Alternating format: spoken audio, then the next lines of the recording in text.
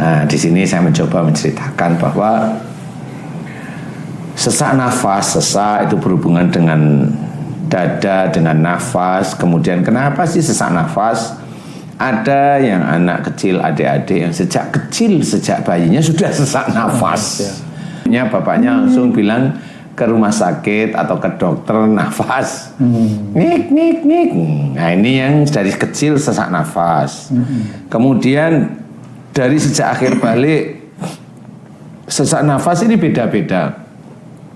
Kemudian setelah menikah sesak nafas ini beda-beda. Beda lagi. Jadi walaupun analisanya mirip-mirip dari teman dokter asma, ya obatnya ya begitu, nggak ada apa-apa sih. Cuma kalau dari sisi Islam itu bagaimana? Asma yang dari kecil, dari dia lahir, kemudian asma dari dia setelah akhir balik, asma setelah dia itu menikah, atau asma setelah menikah lama begitu ya.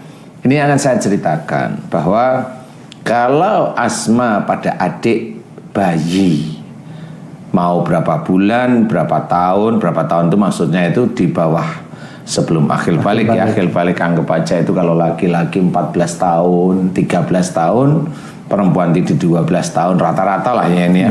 Dia di bawah itu. Nah, ini insya Allah yang bersalah itu insya Allah ayah atau ibunya. Insya Allah ya. Bagaimana? Ada beberapa hal yang bisa kita pelajari di sini. Ayah dan ibunya si adik ini hanya menyimpan marah kepada orang tuanya. Hanya itu. Menyimpan marah aja, jengkel. Gitu. Biasanya ada persoalan antara dia dengan ayahnya, si orang tuanya si adik ini ya. Ada persoalan orang tuanya si adik, ibu atau ayahnya dengan kakek atau neneknya si adik lah. Yang paling gampang itu seperti itu ya. Itu ada persoalan, entah pinjam uang, nggak dipinjemin, nyimpen jengkel. Padahal si adik ini belum ada dalam kandungan. Jengkel aja. Kemudian dia ingat kalau saudaranya pinjam uang dikasih, kalau dia pinjam uang nggak dikasih. Nah itu kan jengkel ya. Itu jengkel. Akhirnya pada saat itu si ibunya si adik hamil si adik ini. Kalau jengkel itu disimpan terus, nah inilah sebenarnya persoalannya. Ada sifat emosional ibu itu yang dipasang oleh Allah Ta'ala di anaknya yang kecil. Sebenarnya anak ini menjadi ujian bagi orang tuanya, pertanda bahwa kamu ada sesuatu dengan orang tuamu. Cuma karena orang manusia itu tidak sadar bahwa pertanda sakit itu sebenarnya adalah ada dosa. Kalau si adik yang sakit itu dosa orang tuanya kepada kakek atau neneknya si adik, ya dia biasa aja dikiranya itu penyakit biasa, ke dokter sembuh ya alhamdulillah, nggak sembuh ya nggak apa-apa, berobat terus. Inilah kecenderungan manusia ya. Nah kita orang Islam itu sudah diceritakan oleh Allah Ta'ala. Nah inilah akhirnya Allah tetap aja memberikan. Allah nggak mau tahu ini yang adik ini nggak ada dosa, nggak mau tahu. Yang penting itu orang tuanya. Kalau memang dia itu bersalah pada orang tuanya, itu akan diberikan kepada anaknya biar itu berkaca. Karena bahwa anak itu juga fitnah bagi orang tua. Fitnah itu ujian bagi orang tua. Sehingga dijadikanlah dia sakit sesak nafas. Sebenarnya kalau si adik itu sesak nafas sudah bertahun-tahun hingga dia itu biasanya dokter itu hafal-hafalan. Kalau dia sejak kecil sesak nafas, dokter yang sudah profesional dia bilang nanti kalau dia sudah mulai agak remaja hilang sesak nafasnya. Memang bisa hilang kalau sifat si adik itu happy. Kalau sifat si adik itu happy hilang. Tapi kalau sifat si adik itu pendiam, asma ini tetap nggak akan hilang. Kecenderungannya di mana itu? Karena kalau diam itu kecenderungannya dia menyimpan marah juga, sama seperti orang tuanya yang menyimpan marah kepada kakek atau neneknya. Nah itu kecenderungan. Nah ini secara Islami sebenarnya penyembuhannya itu insya Allah sangat gampang sekali. Asma dari bayi itu gampang, asal orang tuanya tahu bahwa oh iya saya menyimpan marah dengan orang tua saya atau dengan ibu atau dengan bapak. Ingat-ingat kenapa dulu saya memang pinjam uang nggak dipinjemin, tapi saudara saya yang lain dipinjam uang dikasih gitu.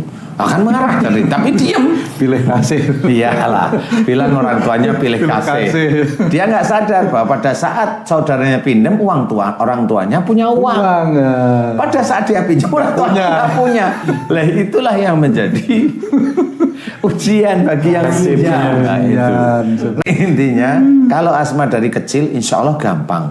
Asal fahami bahwa oh ya, saya pernah marah, menyimpan marah, khususnya menyimpan marah, bukan marah yang keluar ya. Asma itu menyimpan marah kepada orang tua. Nah, titiknya apa? Doain.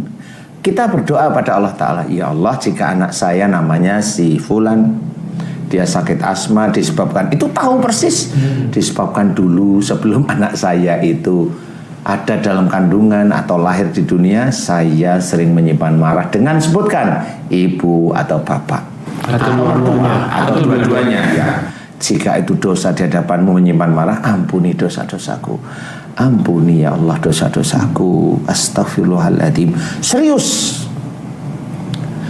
Paling beberapa kali doa serius, mohon ampun. Nanti beberapa hari, enggak sampai seminggu. Enggak, kalau memang itu serius, enggak sampai 1, 2, 3 hari selesai. Insya Allah sembuh. Itulah sebenarnya bukan titiknya, bukan kekuatan doa, tetapi dia bertobatnya kepada Allah Ta'ala.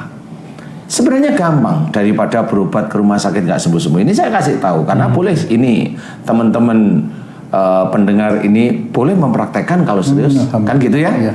Nah ini kalau yang adik kecil. Kalau mempunyai sesak nafas itu yang sudah akil balik, ya, biasanya si adik yang sudah akil balik sesak nafas ini tipenya pasti pendiam.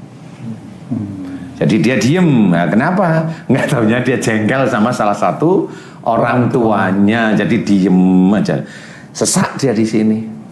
Tapi awalnya tetap si adik itu membawa sifat orang tua. Iya, genetik pendiam, genetik marah, yang cirinya diam. Kemudian ada sifat orang tua atau perbuatan orang tua yang dia tidak suka. Dia tidak memang banyak ngomong tapi menyimpan marah, sesak dia pasti. Dan kalau itu tidak ini ya pasti kalau lagi jengkel beneran ya sesak. Orang tuanya nggak tahu, si adik juga nggak tahu, bawa ke dokter. Nanti kalau stres sesak, mau ujian sesak. Nah begitu itu sebenarnya. Nah ini biasanya salah satunya begitu sama. Si adik yang memang sesak diajari. Kalau itu muslim anak kita diajari, adik kamu sering menyimpan marah sama siapa? Sama ibu apa bapak, sama mama apa papa, sama mama apa pak. Ya kan? Di situ ditanyain, nggak apa-apa, ayo adik jujur, kan lebih enak. Betul. Nanti kalau dia bilang saya sering menyimpan marah sama bapak, sudah maafkan bapakmu mau. Kan begitu caranya. Dia bilang mau aja sesaknya biasanya hilang. Mau nanti doain bapakmu agar menjadi bapak yang soleh ya nak. Iya gitu. Nah itu langsung biasanya hilang. Sebenarnya mudah itu. Walaupun untuk teman-teman dokter harus ngeluarin obat, harus ini, kontrol lah sebulan sekali, atau kalau lagi bengek masuk ICU dan sebagainya. Sebenarnya itu mudah. Kita selesaikan secara Islami dengan akhlak Rasul, yaitu mau memaafkan, tidak mau lagi untuk menyimpan marah, insya Allah selesai. Makanya kenapa la taktab walakal jannah itu salah satu tanda yang berhubungan dengan penyakit ini. Jangan marah, bagimu surga. Kalau marah neraka, salah satu wujud neraka ya sakit. Orang Islam itu harus paham dan dia harus ngikutin aturan-aturan Allah, ngikutin akhlak-akhlak Rasul. Kalau ngikutin akhlak Rasul, insya Allah orang Islam gak akan sakit. Insya Allah. Kalau ada orang Islam sakit walaupun dia tahu agama, lah dia belum ngerjain, dia hanya tahu ilmu agama. Ngerti agama itu, ngerti teorinya, ngerti ilmunya. Tapi kalau belum dikerjakan salah satunya, pasti berdampak. Nah, sesak napas juga sama. Kalau si adik tadi mau, si ibunya mau bilang, dek mau nggak maafkan ayah, insya Allah. Mau nggak mendoakan ayah agar ayah jadi soleh, insya Allah mah, itu biasa langsung hilang. Itulah Allah, kalau memang kita mau mendekat dengan berjalan, ya Allah akan mendekat kepada kita dengan berlari. Insyaallah. Makanya kalau seseorang mau meminta ampun kepada Allah Ta'ala tentang kesalahannya, itu yang disukai oleh Allah Ta'ala dari seseorang yang berbuat dosa, yaitu taubat. Seperti itu. Nah, kalau mamanya sakit setelah menikah, ya dia pasti ada persoalan dalam rumah tangga. Kalau misalnya gini Pak Ustadz, tadi kan seorang orang tua menasihati anaknya ya. Kalau yang sakit sesak itu orang tuanya, bagaimana seorang anak itu berlaku pada orang tuanya? Gitu? Nah, sesaknya sejak kapan? Sejaknya mungkin sesaknya sudah sejak kecil juga itu orang tuanya Pak Ustadz. Kecil itu udah akil balik atau belum? Kira-kira belum akil balik. Nah, kalau belum akil balik tetap diurut ya. Kalau belum akil balik berarti ini genetik dari orang tuanya. Dilihat emosionalnya. Kalau memang kelihatan emosional, oh bener, berarti banyak sebenarnya cenderung emosional, tetapi ada yang dikunci. Tetapi kalau sejak kecil berarti ada emosional dari orang tuanya dulu yang diturunkan diturunkan oleh Allah Ta'ala kepada si orang tua tersebut, sehingga si adik tersebut, sehingga adik ini sejak kecil asma, remaja asma, dewasa asma terus. Nah, ini berarti ada sesuatu di situ. Kenapa? Maunya ya asma itu kan macam-macam yang dikunci oleh Allah Ta'ala, dikunci dari sifat itu. Bisa saja ilmu, bisa saja sifat yang emosional, itu dikunci oleh Allah Ta'ala. Nah, dari titik itu harus diberi penjelasan.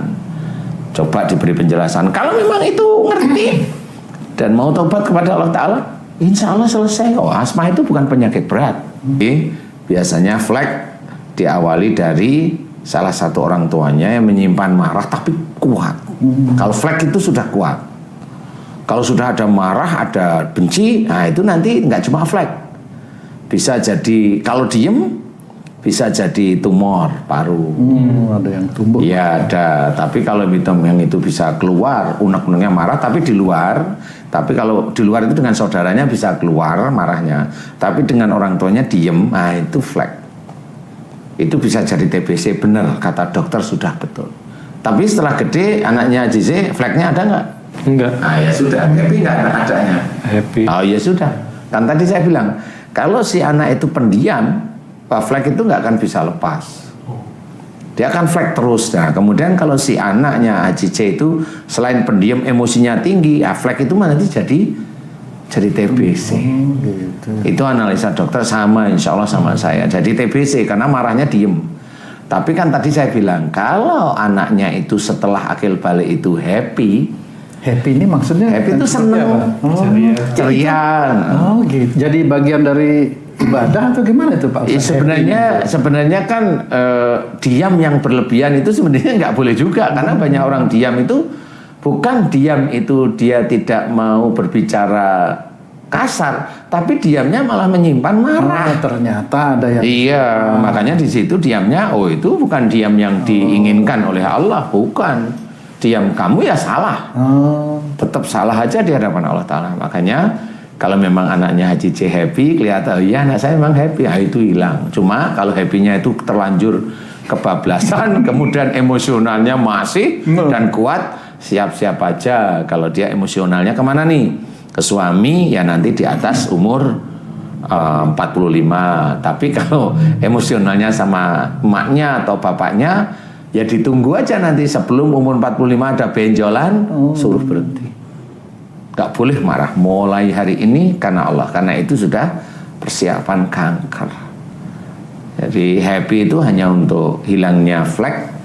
Tapi kalau happy-nya kebablasan gak apa-apa, happy itu seneng, kemudian emosionalnya tetap, dan emosionalnya itu kuat kemana, bisa ke orang tua. Ini persiapan kanker payudara maksudnya. Begitu kurang lebih ya. Mudah-mudahan bisa manfaat, insyaallah. Alhamdulillah.